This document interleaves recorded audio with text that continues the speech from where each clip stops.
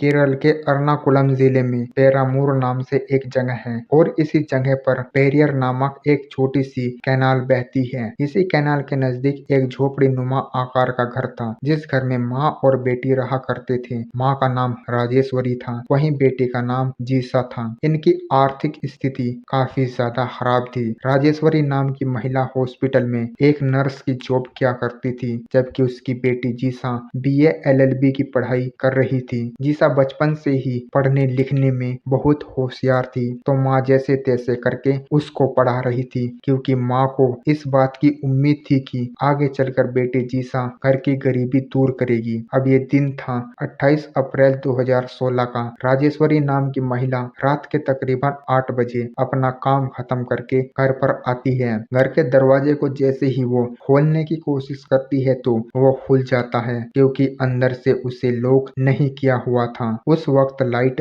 नहीं आ रही थी, तो घर में चारों तरफ अंधेरा हो रहा था। जैसे तैसे करके वो घर का लालटेन जलाती है, लेकिन घर में जैसी ही रोशनी होती है, घर का नजारा देखकर राजेश्वरी नाम की इस महिला के मुंह से चीख निकल जाती है और ये दौड़ते हुए घर से बाहर आती है। दरअसल घर में वो देखती है कि उसकी बेटी जीसा फर्श पर पड़ी हुई है, चारों तरफ खून ही खून फैला हुआ है। इवन उस लड़की के पेट से जो उसकी आंतें थी वो भी बाहर निकल चुकी थी, यानी कि किसी ने बहुत ब्रूटली किसी धारदार हथियार से राजेश्वरी की बेटी जीसा की हत्या कर दी थी। अब उसकी आवाज सुनकर पड़ोस में रहने वाला एक व्यक्ति टॉर्च लेकर वहां पर आता है। जैसे ही घर में वो टॉर्च से देखता है तो उसके भी पैरों तले जमीन खिसक जाती है और बिना देरी किए वो पुलिस को इस बात की सूचना देता है। कुछ देर बाद पुलिस भी वहां पर पहुंच जाती है। बॉडी को पोस्टमार्टम के लिए भेज दिया जाता है। साथ ही जो फोरेंसिक टीम है उसको भी बुला लिया जाता है और इस केस की छानबीन शुरू कर दी जाती है। अब पुलिस ने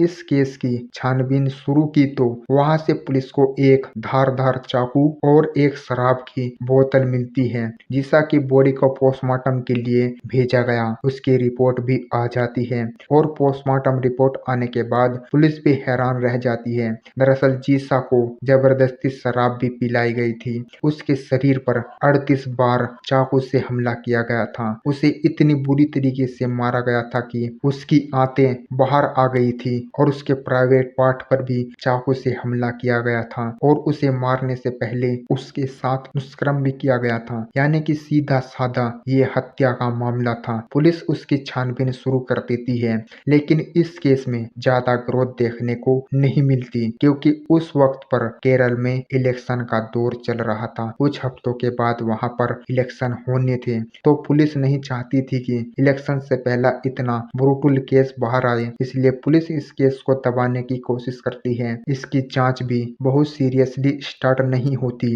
अब एक हफ्ते तक इस केस में कोई भी ग्रोथ नहीं होती, पुलिस कोई छानबीन भी नहीं करती। लेकिन एक हफ्ते के बाद किसी तरीके से अपोजिशन पार्टी के लीडर को इस केस के बारे में मालूम चल जाता है और वहीं से ये बात मीडिया तक पहुंच जाती है। जैसे ही इस केस के बारे में मीडिया में खबर फैलती है तो आग की तरह से ये केस पूरे इलाके में वायरल हो जाता है। अपोजिशन पार्टी के कुछ लीडर्स लोगों के साथ सड़कों पर उतर जाते हैं। उनका कहना था कि रूलिंग पार्टी के होते हुए इतना ब्रूटल केस हो गया, जिसको दबाने की भी कोशिश की जा रही है। तो फाइनली इस केस की जो जांच है वो पुलिस अब सीरियसली स्टार्ट करती है। एसआईटी का गठन किया जाता है। सबसे पहले एविडेंस को जुटा जाते हैं। पुलिस के पास एक शराब की बोतल थी जिसके ऊपर कुछ फिंगरप्रिंट मिले थे। ये फिंगरप्रिंट कातिल के ही थे। वहां से जो चाकू मिला था उसके ऊपर भी फिंगरप्रिंट मिले थे जो मैच कर रहे थे शराब की बोतल के। साथ ही जीसा के नाखून से स्किन के कुछ सैंपल मिले थे। जिस वक्त ये पूरा कांड हो रहा था तो जीसा ने उठने की कोशिश की थी, तो उसके नाखून उससे कुछ सैंपल यानी कि डीएनए सैंपल भी मिले गए थे। पुलिस के पास काफी एविडेंस थे, उन्हें किसी भी तरीके से बस कातिल का पता लगाना था। अब पुलिस सबसे पहले जीसा की मां राजेश्वरी से उन लोगों की लिस्ट बनवाती है जिनके ऊपर भी उसे शक हो।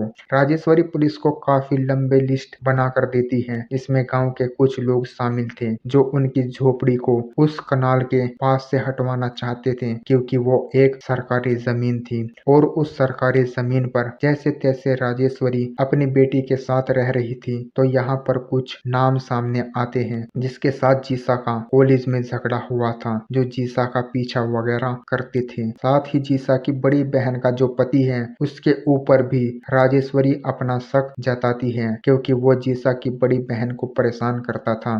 तो जीसा कई बार उसे उल्टा सीधा बोल देती थी। कुल मिलाकर एक लंबी लिस्ट पुलिस के हाथों में आ जाती है और पुलिस बारी बारी से सभी से जांच करना शुरू कर देती है। उन सभी लोगों से पूछताछ होती है जिस दिन ये कांड हुआ वो कहाँ थे। साथ ही उनके डीएनए सैंपल, उनके फिंगरप्रिंट भी मैच किए जाते हैं। लेकिन यहाँ पर इतनी बड़ी जांच करने के बावजूद भी 8 से 10 लोगों को शक के दायरे में लेने के बावजूद भी ना तो किसी के फिंगरप्रिंट मैच करते हैं और ना ही कोई शक के घेरे में आता है। अब क्योंकि अपोजिशन लीडर के चलते इस केस का प्रेशर पुलिस के ऊपर काफी ज्यादा था, तो पुलिस यहाँ पर बारीकी से जांच शुरू करती है। सबसे पहले पुलिस गांव के लोगों से बात करती है, या जहाँ पर उनका यह घर था उसके आसपास जितने भी लोग थे उन सभी से बात करती है। यहाँ पर पुलिस को एक आई विटनेस मिल जाता है। एक लेडी पुलिस को ये बताता है कि 28 अप्रैल जब ये पूरा कांड हुआ उस दिन शाम के समय उसने एक येलो टी शर्ट और एक ब्लैक चप्पल पहने एक लड़के को आसपास घूमते हुए देखा था। पुलिस अब उसकी तलाश में लग जाती है, लेकिन इस तरह का कोई भी लड़का गांव में नहीं मिलता।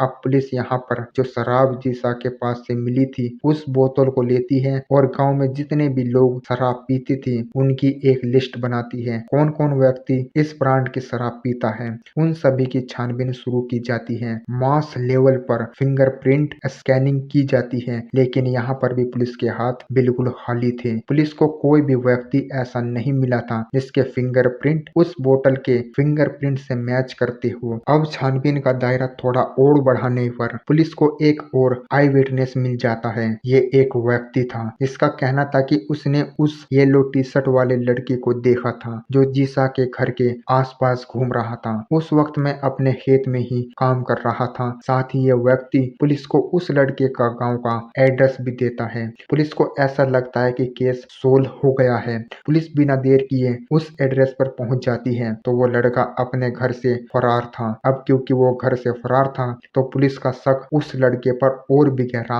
हो जाता है। पुलिस उसकी छानबीन शुरू कर देती है। उसके मोबाइल को सर्वेलेंस पे लगाया जाता है और 2 दिनों के बाद उसे कन्नूर से गिरफ्तार कर लिया जाता है। गिरफ्तार करने के बाद सबसे पहले उसका फिंगरप्रिंट सैंपल लिया जाता है, जिसको जैसा कि डेड बॉडी के पास से मिले चाकू और बोतल के फिंगरप्रिंट से मैच कराया जाता है, लेकिन ये फिंगरप्रिंट मैच नहीं होते। पुलिस उसके बाद सख्ती से इस लड़के से पूछताछ भी करती है, लेकिन पुलिस की जांच में यही मालूम चलता है कि इस लड़के को इस पूरे केस में कोई हाथ नहीं है, यानी कि इस लड़के को क्लीन चिट दे दी जाती है। उसके बाद पुलिस फिर से गांव में एक एक घर जाकर छानबीन शुरू करती है, तो पुलिस को यहाँ पर एक और लड़के का नाम मालूम चलता है। पुलिस को बताया जाता है कि ये लड़का कॉलेज टाइम से जीसा के पीछे पड़ा हुआ था। जब यह बात राजेश्वरी से पूछी जाती है तो वो भी इस बात को कंफर्म करती है कि ये लड़का जीसा के पीछे पड़ा हुआ था। उस लड़के को अरेस्ट किया जाता है,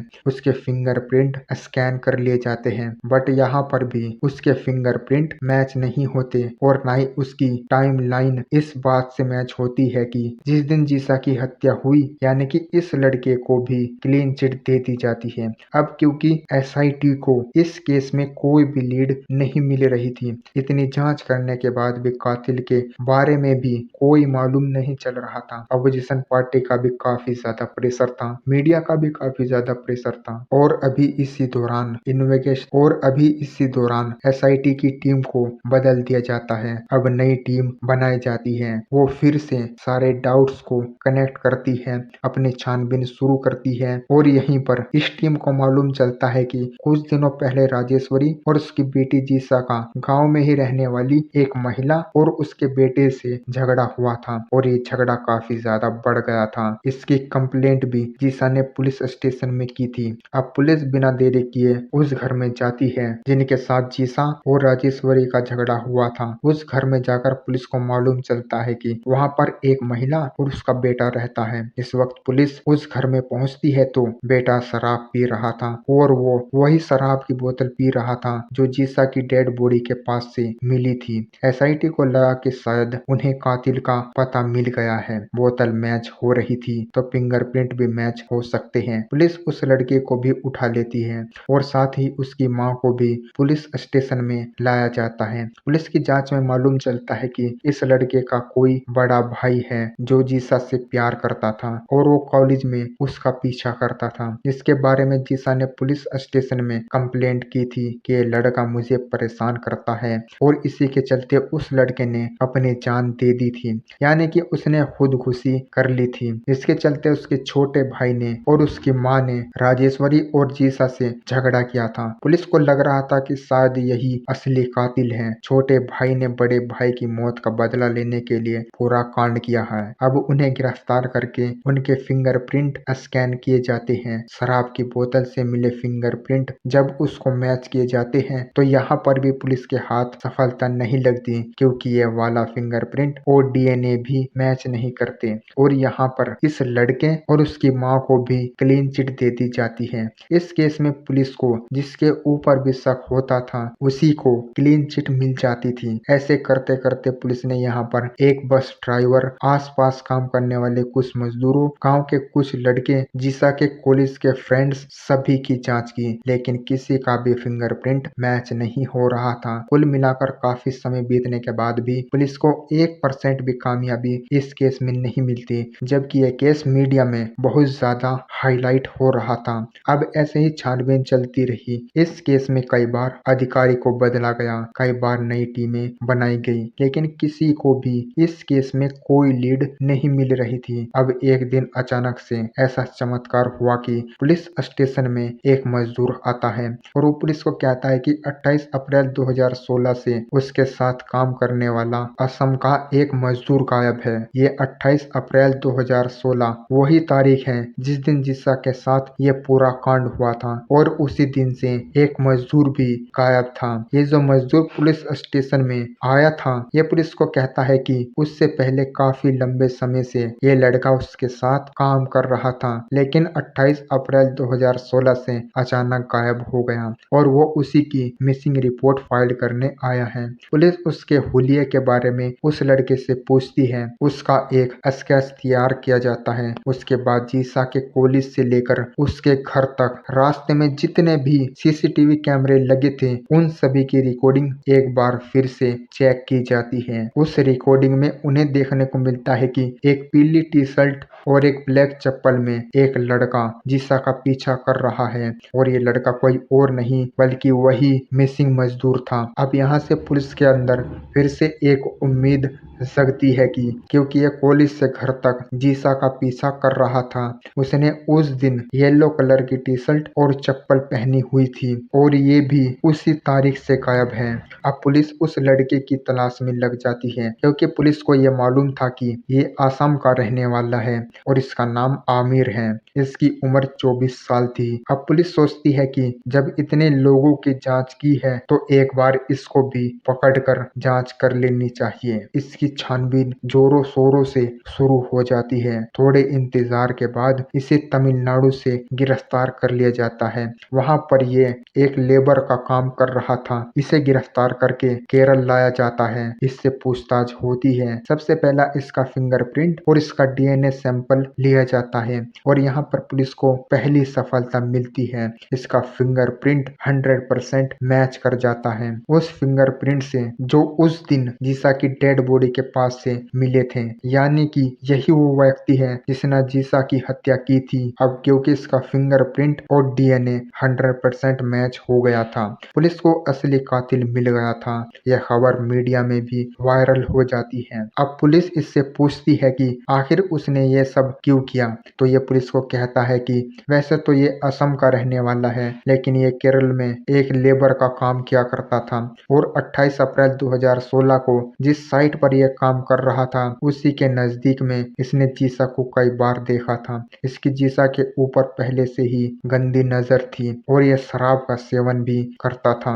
28 तारीख को भी इसने शराब पी हुई थी और इसने मन बना लिया था कि ये आज जीसा के घर जाएगा, क्योंकि ये जीसा के घर के आसपास ही काम करता था। तो इसे मालूम था कि जीसा की जो माँ राजेश्वरी है वो रात के करीबन 8 बजे घर वापस आती है, जबकि जीसा दोपहर 2 बजे से 3 बजे तक अपने घर पर आ जाती है। और 28 अप्रैल 2016 को ये जीसा के कॉलेज से ही उसका पीछा कर रहा था। उस दिन इसने येलो कलर की टी शर्ट और ब्लैक चप्पल पहनी हुई थी। ये जीसा के पीछे उसके घर तक आ जाता है। घर में आने के बाद उसके साथ जबरदस्ती करने की कोशिश करता है और अपने साथ में एक चाकू और एक शराब की बोतल भी लेकर आया था। पहले ये जीसा को बहुत बुरी तरह से मारता पीटता है। जब वो थोड़ा बेसुध हो जाती है तब ये वहीं बैठकर शराब पीता है। जबरदस्ती जो शराब है वो जीसा के मुंह में डालता है। जब जीसा इसका विरोध करती है तो ये एक धारदार चाकू से उसके ऊपर 38 बार हमला करता है। ये हमले इतने ज्यादा ब्रूटल थे कि जीसा की जो आते हैं वो भी बाहर आ जाती है। इसने जीसा के प्राइवेट पार्ट पर भी कई बार हमला किया था। अब इसे यकीन हो गया था कि जीसा अब मर चुकी है। तभी ये बची हुई शराब वहां पीकर उस बोतल को और चाकू को वहीं पर छोड़कर खेत के रास्ते से भाग जाता है। इसको जाते हुए दो लोगों ने देखा था। एक व्यक्ति अपने खेत में काम कर रहा था, वो बाद में आई विटनेस बनता है। उसने इसे जाते हुए देखा था। साथ ही एक महिला ने भी इसे खेत के रास्ते से जाते हुए देखा था। पुलिस ने सबूत जुटाए, सारे एविडेंस जुटाकर, आई विटनेस जुटाकर सारा मामला कोर्ट में पेश किया। लंबी सुनवाई के बाद इस व्यक्ति को फांसी की सजा। इसके बाद इसने सुप्रीम कोर्ट में अपील की। ये मामला अभी भी सुप्रीम कोर्ट में चल रहा है। ये व्यक्ति जेल में है। हो सकता है कि फ्यूचर में इसे कड़ी से कड़ी सजा मिले।